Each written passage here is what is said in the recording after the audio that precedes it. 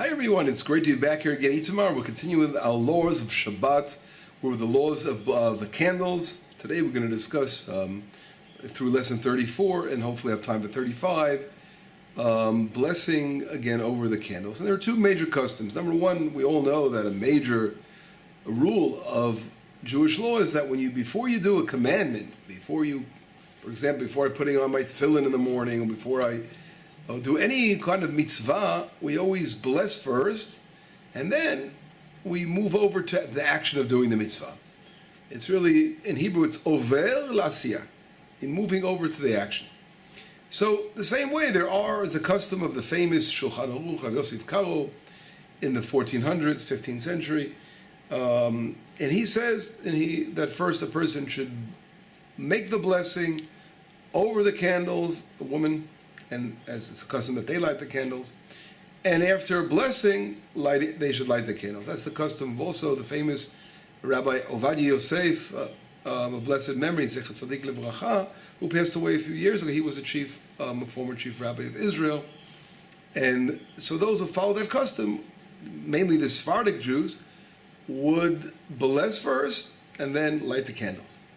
But there's another custom, mainly amongst the Ashkenazic Jews, where the opposite. First, you would light the candles, and then you make the blessing.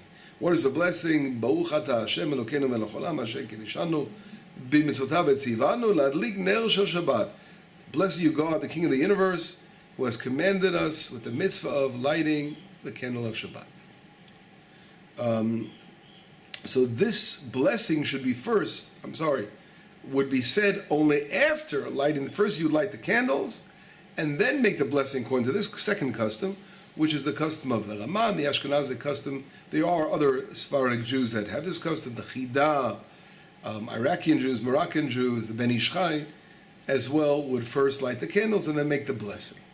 So if this is the case of the second custom, how do we solve the problem? A blessing should always come before the action. So the way that problem is solved is by covering one's eyes. So they would the women light the candles first, according to this custom, cover over their eyes, at that point, make the blessing, and then open their eyes. And the reason that it's reversed, the reason the blessing is made only after lighting the candles, because there's a different kind of problem that could arise.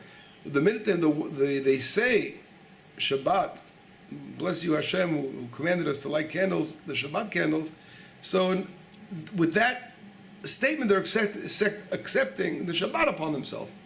And therefore, if they go ahead and light afterwards, it's like they're lighting after Shabbat already set in for them. So that's what the Ashkenazic Jews were concerned with, the Raman, those who follow that opinion, and therefore they reverse it. That's why it's reversed. First light, then make the blessing. On the other hand, if a husband is home alone one Shabbat, the wife had to travel, or a single man living alone, in that situation, a man, since he accepts the Sabbath in the Mincha prayer, as we discussed in the past, so he could easily first bless and then light the candles, because like we do in every other custom, because he's not accepting Shabbat yet until later. Now quickly, to move over to lesson 35, regarding lighting with electric lights. What happens if a person doesn't have candles one Shabbat, and you're stuck? Is there a way of lighting up a light bulb, putting on a light in your house and blessing over that? Is that considered a possibility? And it's very interesting that in certain situations, right, where we'll mention in a moment, this possibility is definitely a solution. And I'll mention when and why. Now, the reason is like this. A bulb, if you recall, Thomas Edison, right, one of the famous inventors who created the bulb works on electricity. As we all know, electricity is the source, it's like the fuel of a candle. It's like the oil. And the thin filament that becomes electrified, whenever it lights up, glows, there are different forms in the past, where they platinum, they became tungsten light bulbs. So that thing that lights up is literally like the, you can say, the oil and the wick. It's like the wick. So therefore, the old-fashioned bulbs of Thomas Edison, those kind of bulbs with a glowing filament, in reality, that's just like most of the rabbis, majority said that's really like a candle. And therefore, one would be allowed to use the lights as lighting candles on Shabbat. But of course, It doesn't, only in very certain circumstances, because it really doesn't look like you're lighting Shabbat candles, and something always spiritual about an actual real candle of oil or wick or a wax candle. But nevertheless, there are poskim, there are rabbis that said this would be okay. Now, others hold that since the wick, this filament, is far away from the source, the electricity, the source of electricity, where it comes from, it's not the same exact candle thing. So whatever it is, they were against using this as a valid option of lighting light bulbs. Another question comes up with light bulbs, which are more modern light bulbs that don't really have a filament at all, but they have like neon light bulbs, which is like a gas, argon gas in there, or other kinds of fluorescent light bulbs or modern LED light bulbs, which they don't work at all on the system of a filament lighting up. It's a different thing. The gas inside glows, whatever. They're built differently. And those are even the more questions. That really is moving further away from a real candle kind of situation. So again, in those situations, there are poskim that say it's still okay. You can really use it as candle lighting. But of course, since there are different opinions and doubts regarding this, one really, and it's not really apparent that you're lighting for Shabbat, one really shouldn't rely on this. Only, I think in a situation of a filament light bulb, the old tungsten light bulbs, those situations can be used in a case where you have no choice. In the other situations, I wouldn't recommend making a blessing over it, since it's a question whether you're allowed to use it or not. An option, for example, when would this apply? I think in a situation where someone would be in a hotel and they don't allow you for Shabbat to light candles. Sometimes you're in a situation where you can't light candles, or in a hotel, whatever you are in Shabbat, in a faraway place, there's no option of candles. You forgot candles, they don't have candles, and you really want to fulfill the mitzvah. So you can actually use, and you see if they have a lamp or something, the old-fashioned kind of style, perhaps, that has something like that, you can actually make a blessing over it. But if they don't, you should maybe do it without a blessing, and be careful.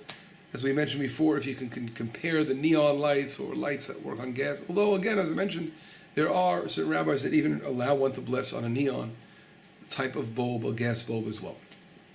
Now, what should be done in the house as a preparation of lighting candles?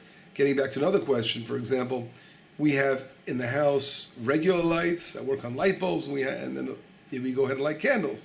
So in that situation, it's always good to shut the lights off in the house to make it a little dark before you light candles. And right before, this way it should be clear you're preparing something for Shabbat. You're preparing the candles for Shabbat. And by doing so, right before the woman lights candles, she should first put on the electric lights, because don't forget, once she accepts Shabbat, she can't put on electric lights. And then she goes over to her candles, and as we said before, lights the candles first, and then makes the blessing at the end. And this way she has in mind for all the lights in the house and the candles, for a beautiful, beautiful Shabbat situation. And although, as we mentioned before, there are already lights burning in the house, it's not considered a blessing in vain, because we're adding, by adding candles, we're adding more light. It's honoring Shabbat, and therefore it's a fine thing. Although you have regular lights in the house, for sure you will bless over the candles. And we mentioned before, it's a nice custom to shut the lights down, electric lights, before you do it. But if one didn't do it, it's fine. You don't have to shut the electric lights off. It still won't be considered a blessing in vain. But it's a nice thing to do it, because it shows that the whole honor of putting on the lights, you're actually doing this whole ceremony of adding light to the house. But anyway, that's a little bit on the modern days. How do we deal with light bulbs? The Thomas said it's in light bulbs. But anyway, that's our lesson number 34 and 35. We will continue, God willing, lesson 36, lighting candles, where two families eat together. You have a guest, and we'll discuss that in our next lesson. Okay, bye-bye for now.